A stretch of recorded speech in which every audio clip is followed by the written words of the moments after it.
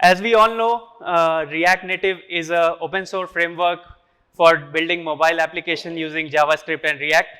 The agenda of today is going to be going through the impact of AI on React Native development. That's me, I'm Saurabh, CTO at GeekyAnts, and I am your keynote speaker of the day. Let's quickly look at what's going on new in React Native. Recently, in this year, January, React Native version 0.71 was launched.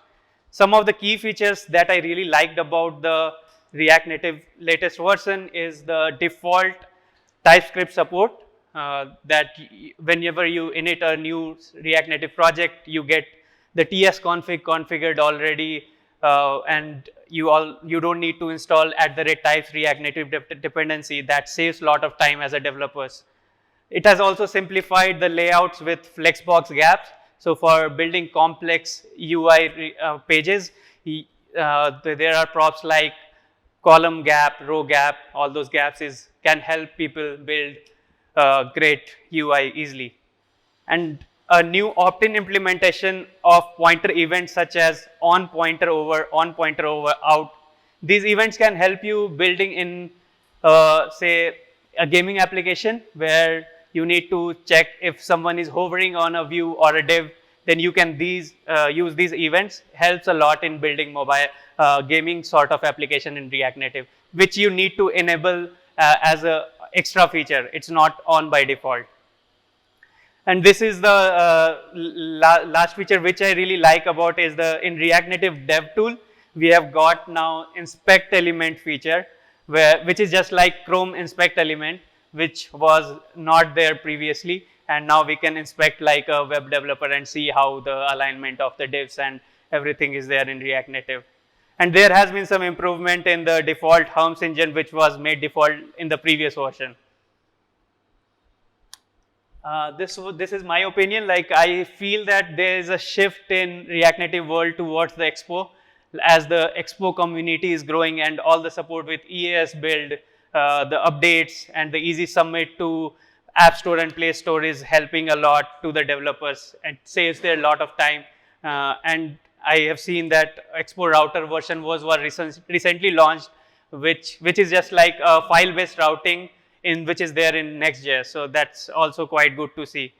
But there is a downside as well, that you get tied up to the Expo environment, which sometimes, many developers don't like it. But as the community is growing, I feel that Expo is, every feature is already there and it can help the developers. Few of the updates at GeekyAnts, what's happening in React Native world at GeekyAnts. So we have built GlueStack UI, which is the next version of native base version 3. So why we build this is it has more performance enhancements compared to the previous version. And also we felt that there were few components which, developers didn't need to install everything with native base, which you can incrementally opt in GlueStack UI. So that's a version going on. And we have also built a style library named dank.style, which is inspired by Radix design system. So it is also a CSS in JS library. What makes it stand out with other library is that the styling calculation is done during the compile time, not during the runtime. So that makes it a very high performant style library compared to style components or any styling component out there. So you can check it out. It's live on dank.style is the website. Check it out. You can have a look at that. Coming back to the agenda of today, these are some of the pointers that I could think of, how AI can actually enhance our React Native development. The first point, I felt that it can help hugely in automating our testing processes. Like while in the development, we can already debug we can find out the issues in advance while you are developing. That can be hugely boosted up for the automation testers. Then NLP, natural language processing, can also help a lot in many areas of the application. For example, say big basket application, you can directly write in a very human language words way, like my ketchup is over, and the app can, those voice bot NLP processing can get you the suggestion of the items into it and order it. Image and video processing can also be hugely boosted up by AI, inclusion of AI in your React Native application. Say you can take a photo of this mic and post it on an app, and the processing can be done very easily through AI, and you get the results of it. So these are some of the areas. I am pretty sure that there are many more areas which it is going to impact and which we will see as we progress through the meetup. Moving on, few of the latest AI development tools that I have been exploring and I really like about. The first one is the Code GPT. It's a VS Code plugin which you can install in your code editor, and you need to just configure a API token from ChatGPT, and you don't need to jump to the browser to ChatGPT and write code. You can select a code. It can help in documenting your code. You can select some part of code and ask AI to document it. It writes a very well documentation, say with the inputs, parameters, and it can also help in writing business logic of your code. So that's some of the use cases that I have been recently using. Try that out, Code GPT. Then Copilot X is something which is by GitHub.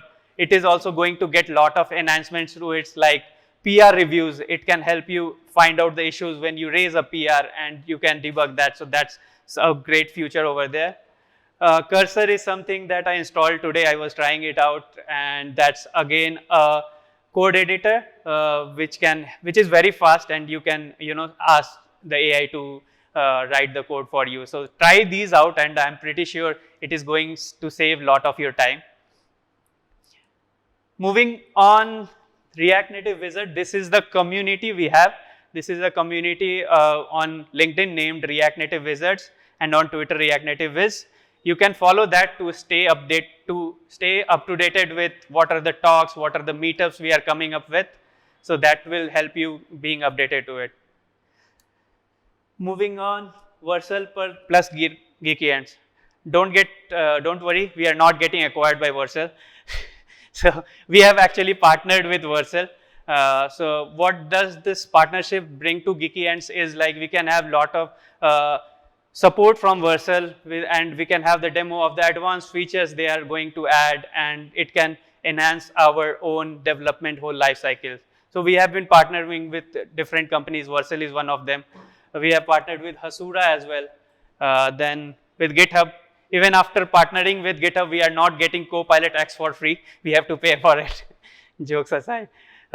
So yeah, moving on the agenda of today, we have some great talks lined up from Devansh Rawat from Udan, Ikansh Arora from Agora, Joanel D'Souza from League Gaming Private Limited, and our own Saurabh Ganguly.